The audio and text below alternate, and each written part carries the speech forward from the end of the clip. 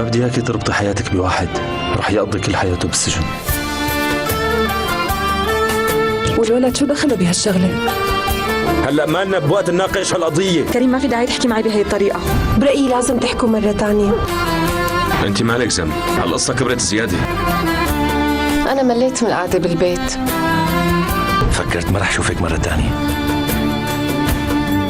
وأنا ما عاد فيني أتركك. امشي روحي معنا يلا. انت بتعرف شي ما بنعرفه؟ ما بعرف اذا كان شغلنا صح. وهالمرة بأي صفة رح تسافر معك إحسان؟ شو ما كانت الحقيقة لازم تظهر بسرعة. معناتها عم تظبط كل شي لمصلحتك. ليش ما قلتي لي؟ هلا شو بدنا نعمل؟ تشاهدون هذا المسلسل في الأوقات التالية على ميكس 1.